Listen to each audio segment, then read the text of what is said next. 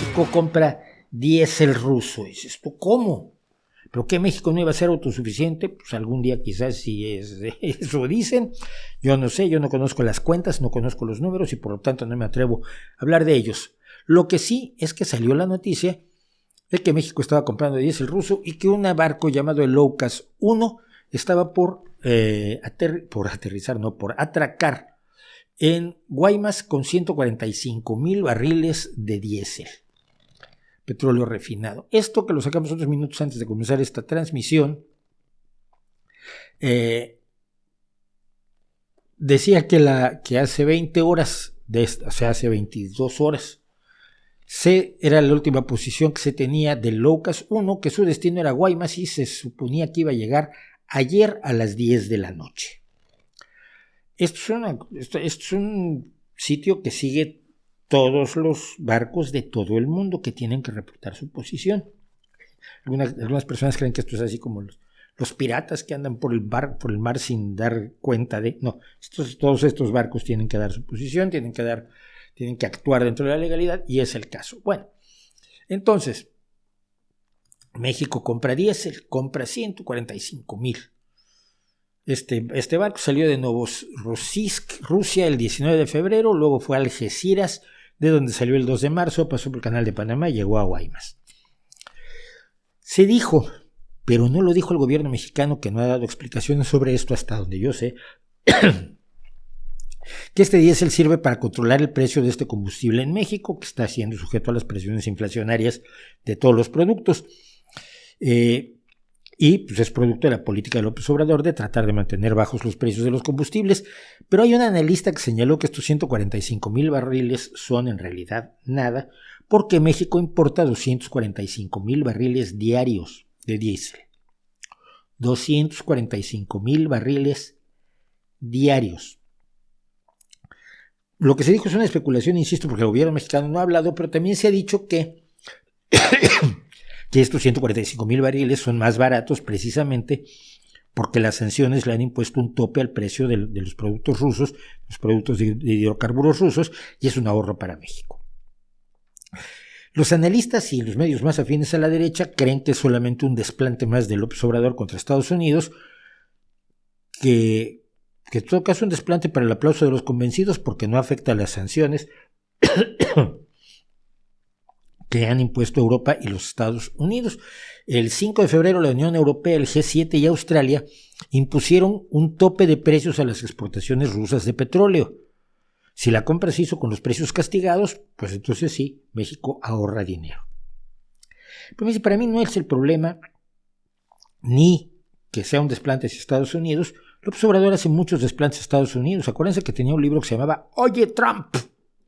Y luego cuando se reunió con Trump le dijo, lo que tú digas, sí, mi rey, ay, sí, cómo no, ay, pero no quieres que te haga otra cosa más bonita.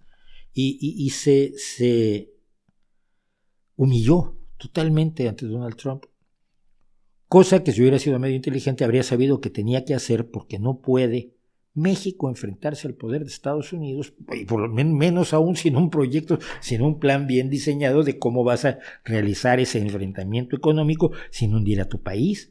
Hombre, sí, claro que puedes enfrentarte, pero necesitas saber lo que estás haciendo. No simple y sencillamente escribir un libro que dice, oye, Trump, y hacerte el muy gallito. Pero, pues si se hace el gallito o trata de ahorrar un poco de dinero de los miles de millones que está tirando de manera ridícula con Dos Bocas y con el Tren Maya y con el aeropuerto del ejército que hizo,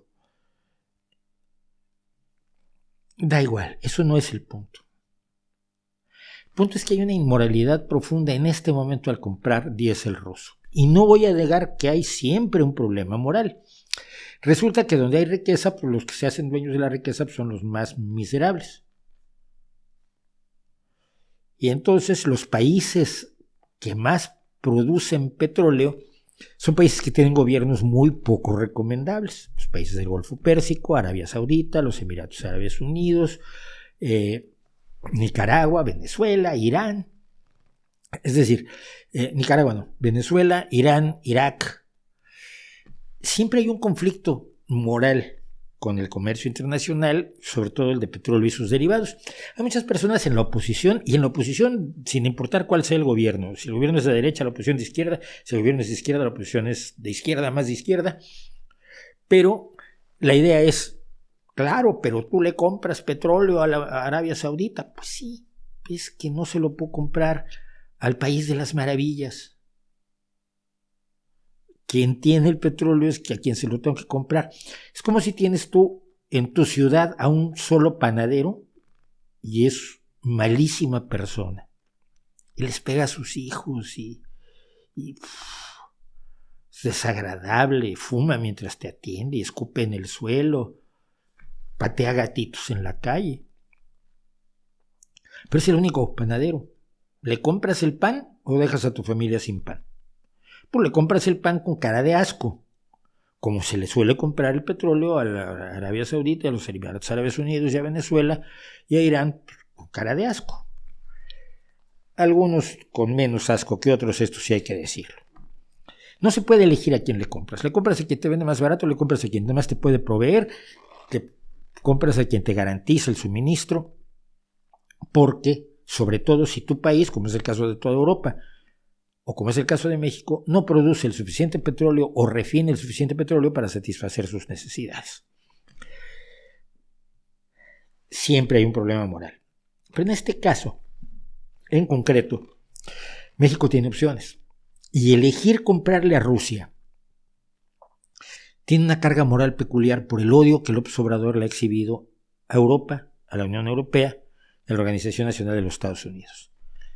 No es una compra políticamente inocente o políticamente obligada o económicamente obligada como es la compra del petróleo árabe para los países europeos, con todo el asco que nos pueda dar, e insisto, a algunos les da muy poco asco. Esta compra tiene por objeto fortalecer a Rusia en la escena internacional con su idea que hemos visto en la tele rusa de que todos están con Rusia, todos los países están con Rusia y Estados Unidos está aislado y Ucrania, por lo tanto, pertenece a Rusia. Es un salto lógico bastante absurdo porque la guerra no es contra Estados Unidos, por más que lo diga la tele rusa, porque no está tratando de quedarse con Texas todavía o con California o con Utah, Vladimir Putin, sino está tratando de quedarse con Ucrania. Pero la historia de Rusia es que tiene el apoyo de todo el mundo para ocupar Ucrania y después seguir con sus aventuras de crecimiento territorial.